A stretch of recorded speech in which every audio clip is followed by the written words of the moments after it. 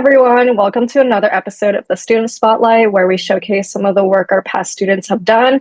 I'm Ingrid, and with me here is Rainier, who participated in the Rethink essay competition this year. It is our pleasure to have him on this episode and have him share his experience with us.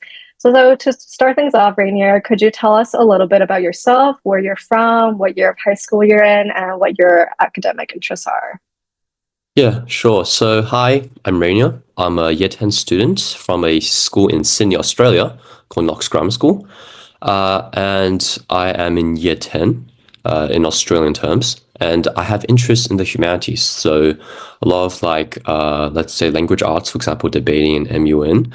Maybe a bit of a breather from the usual STEM stuff that you might see in these interviews. And I want to pursue possibly law in the future. Yes. Great, thanks for sharing. Could you share with us how you discovered CCIR and this essay competition? Yes, so funnily enough, this is app called 小红书. So Yeah. a lot of Asian parents might post stuff on there, and this competition was quite blowing up this year on 小红书. So my mom was just trying to find competitions that I want to do, and me myself, I also want to try to start doing a lot of competitions now. I'm trying to go for universities and so on. So I think this was one of the main ones that was popping up, and very interestingly, I had an interest in one of the topics that was, or two of the topics, should I say? So yeah, I just chose to go with this one. Is this like your first essay competition, or have you had experience with essay competitions in the past? Yes and no. So this would be my, I think, third one, but now I've done five. Wow. But I do a mix of like history essay and like this kind of like philosophical political essays. So I've done the Simpson Prize, which you might not know about, and I won for my state. And I've also done the Harvard International Review, which is still going, that National History Challenge, and one other one that I can't think of the top of mine. Wow. So this is like right up your alley.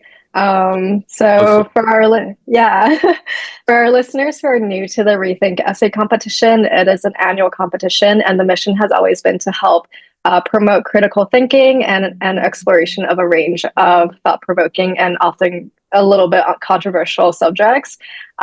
This year, there were 10 essay prompts, and they were all contributed by professors in our distinguished faculty network, including mentors from Harvard, Brown, UC Berkeley, Cambridge, Oxford, and MIT. And along with each prompt, there's a list of recommended reading that also was provided to encourage students to dive into the subject matter from various perspectives. So Rainier, you mentioned that you were interested in two of the topics or the prompts. Which prompt were you kind of debating between, and how did you, like, what drew you to the topics? Sure. So, you probably would have guessed if you look at the prompts, but I was obviously interested in the prompt that I did, which is religion and politics. So why has religion remained a force in a secular world? But I was also kind of interested in the political science and law kind of topic, which is what are the arguments for and against prison abolitionism. But ultimately, I chose to go with religion, just because I was in year 10. Well, I still am in year 10, I guess. And this competition's kind of open age bracket, so I would be going against year 12s. I figured that my ability to talk about law or legal terms, legal matters would be incredibly, I guess, small compared to older people. So it was kind of like a tactical advantage if I just go with something else.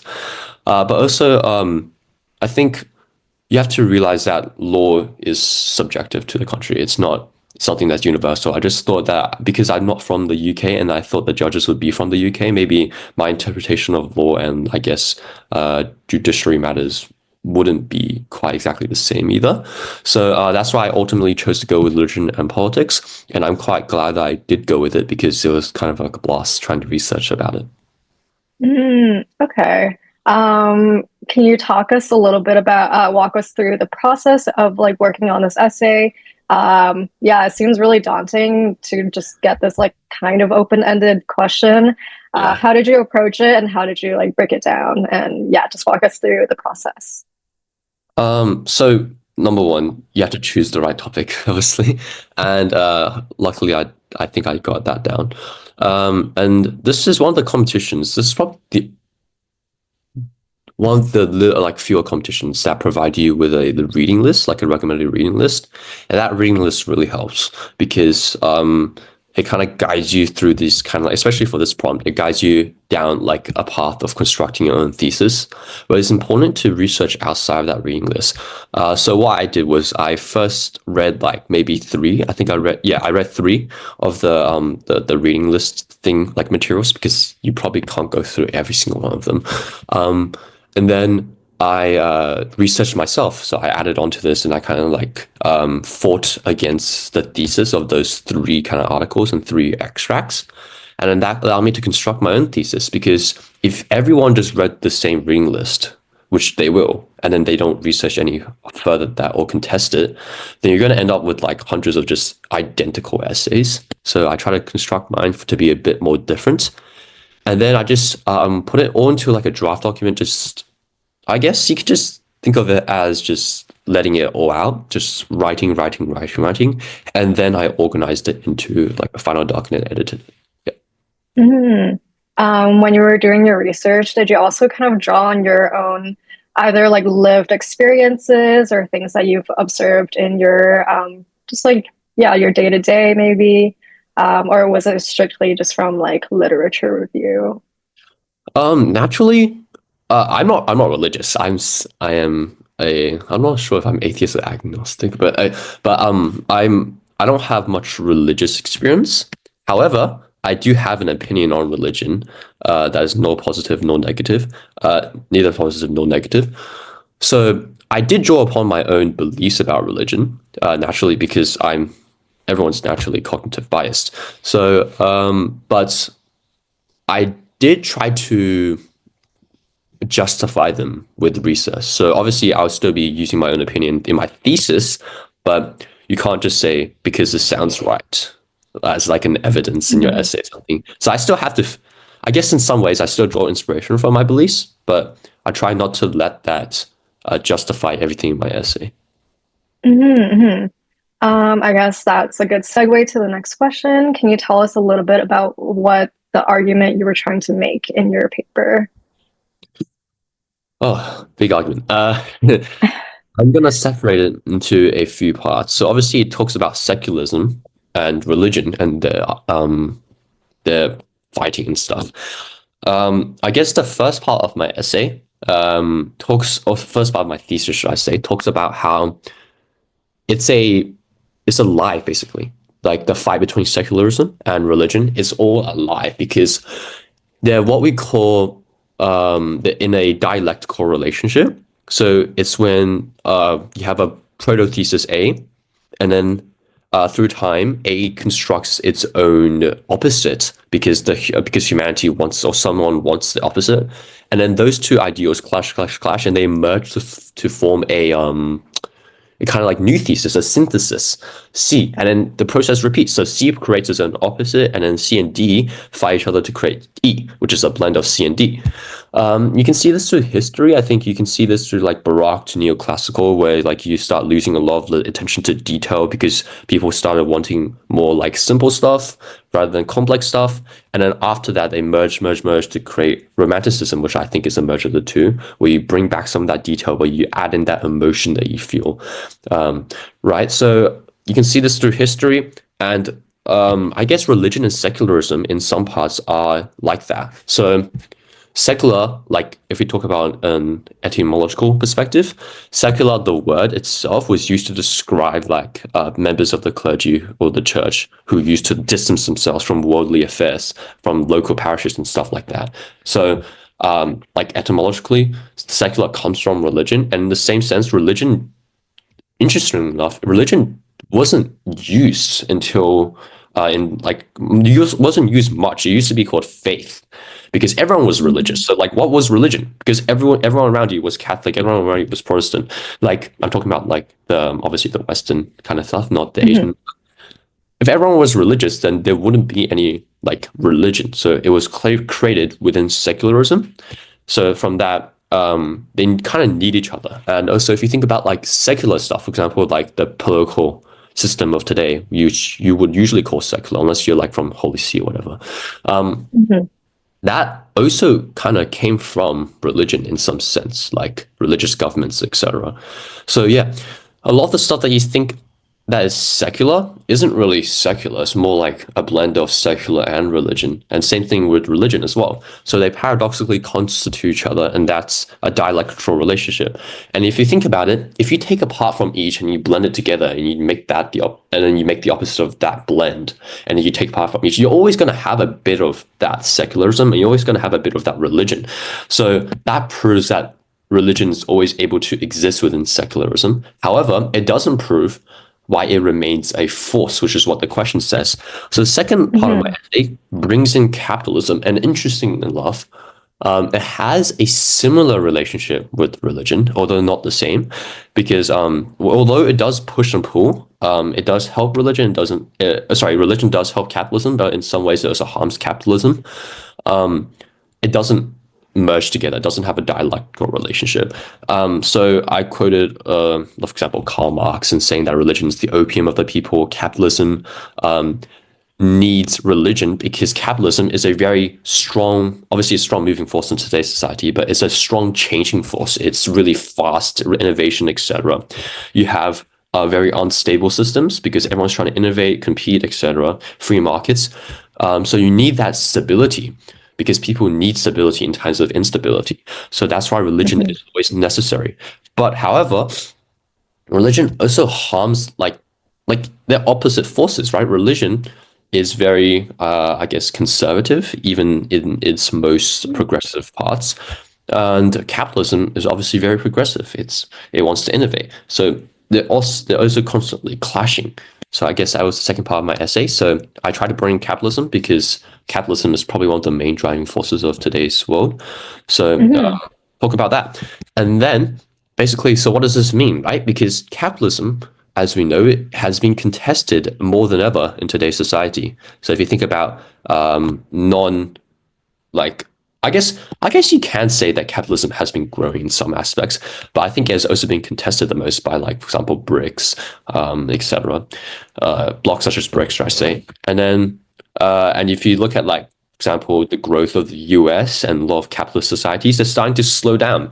They haven't gone backwards, but Hmm. the growth is starting to slow down, right? So it might be a question to ask, how does religion thrive in this post-secular world, which is after you get this secular world, you get this rise of religion back again, right? So that's the post-secular world, which is the future and now. How does religion thrive in a post-secular world where capitalism is starting to fall, right? And I guess uh, I kind of quoted Peter Thiel here. I quoted a lot of other people, but I can't bring them into this conversation right now. Hmm. But Peter Thiel was one of my probably my key people that I quoted, because he was a hyper capitalist investor, but he was also a philosopher who had an interest in religion and stuff. And he said that when we go into this post secular with all these I guess with this but with a like a stunted growth of capitalism, we're going to have a rise in fundamentalist religion, right? And in that way, and then using Peter Thiel, and then I justified my claim by saying that, oh, religion will actually start growing stronger now in the post-secular world. So I guess, and then and then I guess the final part of my essay, right, kind of wraps it all up, and then says, long story short, basically, we tend to think that anything in history, should I say, grows or declines in a linear manner, and like it just doesn't change, right? Or maybe in an exponential manner, but it doesn't go up and down. It just goes straight up or straight down. It will go all the way until an end point. Either it will diminish Hmm. completely or it will take over the world, basically, essentially, right? But that's incorrect because, as we can see, religion can go up and down depending on the scenario that we're in, right? And because the future scenario, which is a world where capitalism is starting to fall, um, requires religion. Like, even if it becomes super secular, it requires religion. Religion will always remain a force. Yeah. Hmm. That's really fascinating. I truly didn't really make that connection between like capitalism and religion, but that does make sense because I was just like thinking, like as you were speaking, capitalism is inherently like a little bit more individualistic. Like you're kind of chasing your personal like growth, your own kind of wealth. You're, increasing your own income, but religion is a lot more like community based. So yeah, I guess like the dichotomy of like the two, where like you kind of realize like, you know, with the fall of capitalism, like the stagnation of it, that maybe this is not what you need, and you want to kind of slow things down and like maybe find that community aspect, which like not necessarily religion, but like just like Yeah. kind of be in a kind of community. Hmm. But yeah, no, that's really fascinating, and I think it's really interesting that you kind of introduce like capitalism in your kind of argument. Yeah, Um, I like my ace. mhm. So I want to extend my congratulations again on receiving the Silver Award for your submission. To give our listeners an idea of the rigor of this competition, each submission undertakes 4 rounds of blind review by scholars from Cambridge, Oxford, Stanford, MIT, and several Ivy League universities. We saw over 4,200 submissions from more than 50 countries, and only 33 winners were awarded. So to receive this high distinction is an incredible achievement. So let's talk about it. What were your reactions when you first received this result? Obviously, and I did not go into this competition thinking that I would receive an award. So I was really happy, and I was actually in a restaurant. And I told my dad, and then he was really happy as well. Um, and well, looking back on my essay, I did find a few mistakes actually. So obviously, again, I did not think that I was going to win the award. So I was very surprised. And I think uh, it was unreal because it was the first time I won in international kind of like essay competition to this degree. Mm, All the other ones, mhm. because the other ones I've done at that point were just limited to Australia. Um, but yeah, it was a new experience, and I also really want to go to Cambridge because I've never been to Cambridge, never been to Oxford, never been to UK actually even. So I really wanted to take Wow. that opportunity to go there. Yeah. Mhm. Do you think that this might like open up your like future college applications where you might like kind of expand your options to outside of Australia? Yeah. So I've actually been talking to my mom about this and stuff. Uh, about maybe not a year, half a year ago, we decided to start working towards maybe going to Cambridge and going to Oxbridge. I Mhm. think I would apply to Cambridge rather than Oxford, just because the society there's a bit more Asian. But anyways, so yeah, this gave me more motivation. It kind of strengthened my motivation to try to go for Mhm. Cambridge. And yeah, I'm trying to take the LNAT in next year. That's awesome. How do you feel that this experience, just like going through the entire process, has kind of changed you as a student and like as you're approaching university? Yes, so I realized the importance of having a good thesis, I guess. So Mm, as my kind of like experience before with a lot of like school essays and stuff, right? And even my first competition essay was the thesis is good, right? But everyone's going to end up with relatively similar thesis. It just depends on your execution, right? But going into this, yeah, no, you definitely need a good thesis because if you don't, then everyone's gonna beat you. So I think this competition broadened my perspective on how to write essays, but more than that, it also broadened my perspective on religion, which might sound a bit wishy-washy and a bit not so important because I'm not religious. But I really do have an interest in these philosophical debates, religion, and stuff like that. So yeah, it definitely added more to my perspective about that.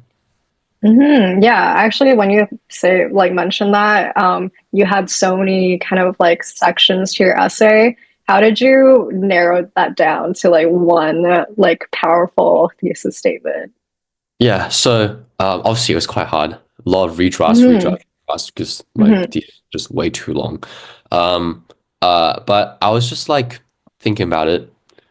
If you make it, just think of it as you don't know anything about religion and you don't know anything about secularism. Like, can you understand it can you understand at least a base base of information when you first read the introduction, read that kind of thesis, right? That kind of like Hmm. maybe one line thesis.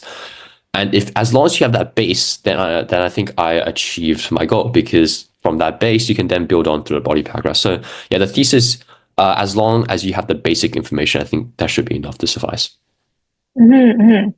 That's great advice. As a celebration for the accomplishments of all our participants who received awards, CCIR also hosted a symposium this past July featuring Nobel laureate keynote speakers at the University of Cambridge. And Rainier was able to attend this year. Can you share a little bit about your experience and what it was like to be in that environment with other peers and scholars? Very, very humbling, must I say, because Mm. um, I'm not a STEM. I used to be interested in mathematics, but I'm not a STEM anymore. I'm not a STEM-based student. A lot of the presentations were STEM-based. There were a few humanities when one of them was presented by my friend who also had an interest in humanities. But boy, am I glad I didn't go to STEM, because the level of intellect there was just absolutely humbling. You had a Hungarian student who had to fly over to Romania, I think it was, to conduct an experiment on zebrafish. And he got sponsored by Johnson Johnson. So if you just think about Oh, that for a wow. second, yeah, if you just think about that for a second, I would not stand any chance had I gone down the road of STEM. Um, and during a lot of the symposiums, I was just trying to remember like at least like 10% of the information. And even then that was hard. So yeah, very, very humbling experience, but it was very enjoyable because it motivates you to try harder, even though they're in different fields. My friend who also attended it, who also actually presented actually at the symposium, he presented one on law, and there was a few others on like on the humanities. And yeah, those ones were also quite humbling, because uh, you should always remember to humble yourself. You should always remember to try harder, because if you don't humble yourself, you're not going to progress. So yeah, I would definitely recommend anyone to go, anyone who can go to go, because it's a very humbling experience. Yeah, you see a lot of different Hmm. ideas. And it's like really hard to imagine. Even speaking to you, I'm just like, I can't believe you guys are high school students. Like, you are so knowledgeable. Like, these are really high level, just like research and analysis. So I think like just being in that environment with like peers who also just want to improve themselves and like kind of be in that environment to learn. um I think there's a lot more to take away from it than like maybe like you feeling like I don't know what the right word is, but like you need to kind of show up as yourself and represent yourself. Yeah, Like, yeah, just like be a little bit more present and be there to learn, I guess. Yeah, no, I think, yeah, even myself, I'm way beyond high school, but I think like all the high school students I've talked to are so brilliant, and like it makes you really hopeful for the future because, yeah. Um, yeah, I think that's like around kind of the end of our interview. Do you have any advice for students who are interested in doing that as a competition next year? yeah. So probably, I guess personally at least, you can kind of take advice from this. Um, the one thing that helped me the most writing this essay competition was being a day ahead. So you should always travel to Australia, write your essay here, because you're a day ahead. No, I'm just kidding. But advice, uh, don't expect anything when writing the competition, and but don't be discouraged either, especially if you're younger like me. Don't be discouraged about writing it. Uh, you're kind of scared to commit if you don't if you're really discouraged, and then you go, oh well, I failed, but I didn't try my hardest, right? So yeah, just don't be discouraged, but be humble as well. Yeah, Yeah, be a I day guess, ahead. yeah. Yeah, be a day Yeah, ahead. be a day ahead.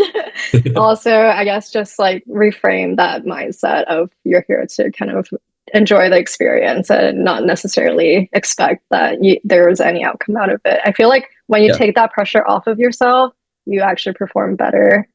Mm. Um, yeah, I think that would conclude our episode for today. Do you have anything else that you want to share before we end this interview? Um, no, not really. Yeah. Okay. Thank you so much, Rainier, for joining us and for sharing your experience with our listeners. Congratulations once again on your success with the Rethink Essay competition. And yeah, best of luck with all your future endeavors. You too.